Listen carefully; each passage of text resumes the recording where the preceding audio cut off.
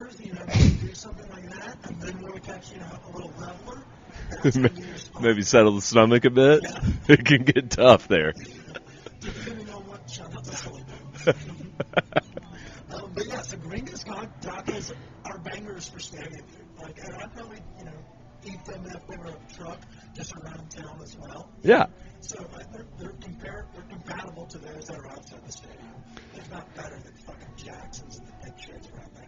You know, your biggest mistake in the beta phase of testing was the pocket dog. Yeah, so, But you had to $1 dog day. So obviously it was $1 dog day. I think the product was about to turn. So they were giving out coupons for, I think it came out to be like $1.06 because of tax and stuff, you know.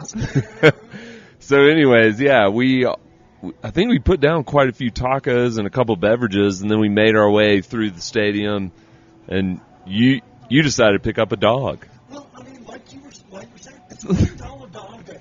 I would be remiss to not get a $1 dog. Right. I mean, I picked up one and took like a bite, but I think you finished the whole thing, and that was your... Yeah, that was my mistake. And because we were trying, like, I made room.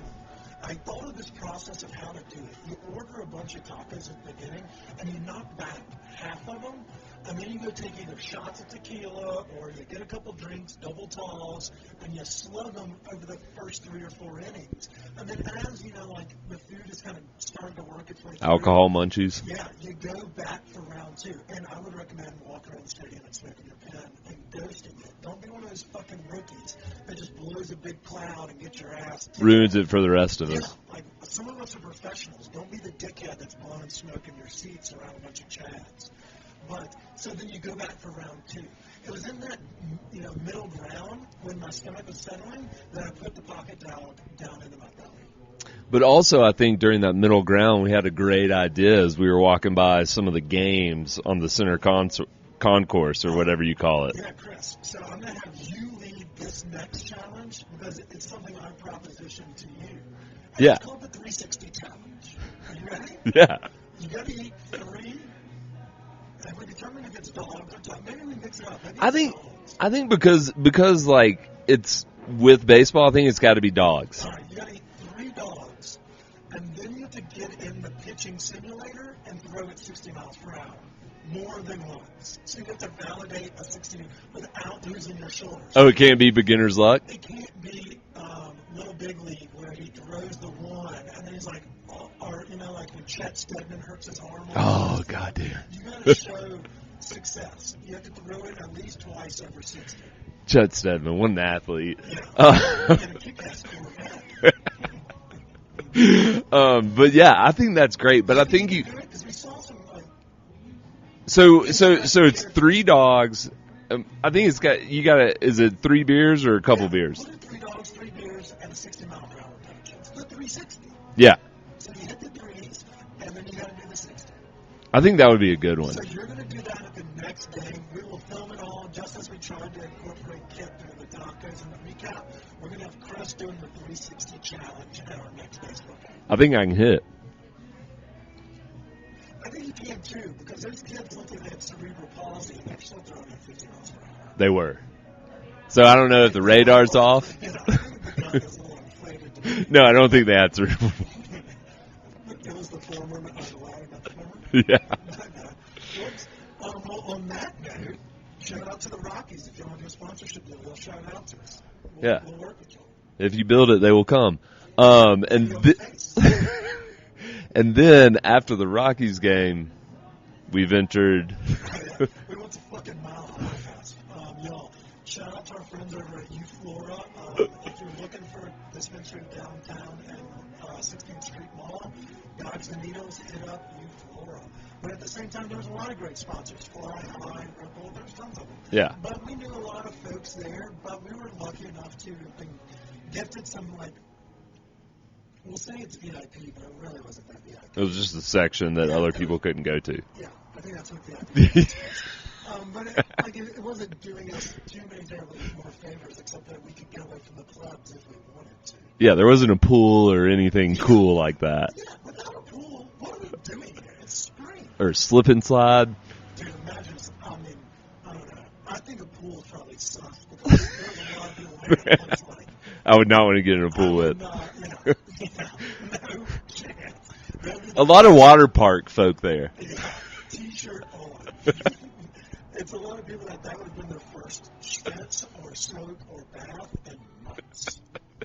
And there's nothing wrong with that. I love the must of a grungy asshole. Smoking reefers. People were just like one-handed fucking blunts, and then the other hand just giving other folks the bird. It was wild. It was so much fucking fun. People watching was on I'd say it was like a 12 out of 10. Yeah, and it was crazy too. Like half, well, I mean, I guess it's really not that crazy when you think about it, but I would say 75% of the crowd was out of towners. Yeah, I mean, look, okay, so for those that thought we were on our phones too much, literally they fucking said, pull out your phone and make this go viral, which is what we fucking did, and we were on the front of the Explorer page. Like, we did it exactly what they asked, and we still got chirped. Like, enjoy the moment. Yeah, what moment are you referring to? Yeah, like, just to watch people smoke as I smoke, like, come on, I can be high and film things at the same time. you have to light it at 420 and just enjoy it, man. Yeah, and have a belt around your neck, otherwise, while you masturbate. Otherwise, it never happens. Spotters. You're not a real stoner. But no, it was the 420 side. Like, it looked like there was a breeze going, and then there was just this cloud. It looks like fucking the Marshall fires. You know how wild it was? It was absurd. I've never seen that much just blatant disregard for the law. You did some great work on the camera, though. Thanks. I got better as I become full time. Yeah, and you got the new phone. That helps. Yes, that does help. Shout out to Keith for setting them up. But I appreciate it. So the concert was cool. You know, like, we got to see our friends. We got to have a good time. We got high. Yeah, it's stupid high. It was a good time. So we've covered that. Now let's talk. Last thing we have to cover from last week to this week before we get into Brad, our guest for the day, is the best things we ate last week. I was a busy bee. Did you do anything that we need to shout out? I know you've been kind of on Bread Watch as well as local dimes. Anything we missed out on last week that we didn't know about? Last week I did some home cooking. So I grilled some shrimp Friday night after swinging the sticks. Did you get hot dog morning? Nah, all good there. It was hard for me not to get a dog at Yacht Club when I went to visit, but, you know, I was cooking shrimp later. Yeah. But I forgot, before I had to go to my Earth Day event on Saturday, we did swing by Cart Driver Low-High, grabbed a beverage there, and had the focaccia. And they've got this compound butter right now that's like green garlic. It is so goddamn good. So we just had a loaf of bread. Yeah. It's great. It's a great call. I was there yesterday and they had a paprika butter. Oh, okay. They switched that one up. Oh, yeah. I think it's like regularly. But also, you know, they have a killer happy hour. They have a lot of natural wines on tap, and they open earlier than most other natural wine spots. And they're the only natural wine spot I can find that's open at 3 p.m. on Monday. And that space is great. I mean, it's so gorgeous. Like, I could sit in that back bar and you feel like you stepped into, you know, a foreign country where it's just kind of like tranquil, quiet, gorgeous, you know, decor, hardwood. It's a gorgeous spot. Yeah, it feels a lot older than what it, you know, in the area it is. Yeah. Okay, so you did some good work on Earth Day. I'm proud of you for doing that. So if anyone says we didn't do our part, fuck you. Chris did it for us. Lakewood Earth Day. Yes, sir. I'm going to give you a quick rundown of some spots that I hit last week that were fuck-worthy. I tried the new Brasserie Brixton Menu. And I mean, obviously we all know about the burger and the other, like, heavier dishes. What'd you get? We went for the spring menu, Chris. The spring. So we have an asparagus dish. We have an anchovy and pine nuts on top. Anchovy sauce and pine nuts. Gorgeous. Sorry for writing that. That's a hard way there, too. Gorgeous. It's absolutely scrumptious. Then they have this fava bean, like almost like a hummus on top of sourdough, and then sprinkled with sweet English peas and herbs and burrata. No, wait, burrata, feta. Herbs and feta. Herbs and feta. Chris. And fava beans? Oh, it was so good. It was so fucking good. I mean, obviously, we had the blood sausage wontons. We had some of the regulars, mussels, and things of that nature. But Brixton's spring menu is a delight. Dude, I fucking love that place just because, like, the price point is really fucking good. Like, I would go to say that not only is the food good, but the price point is probably one of the best price points in the city. I mean, bang for a buck, it is in the higher, it's in the top 1-2 spots of refined dining in a relaxed atmosphere at a friendly price point. That's the well said. That's the 6 words I would use. Yeah. You know? Yeah. And so that's why they keep having, like, Sunday is usually the day folks are licking their wounds that work the 9-to-5s.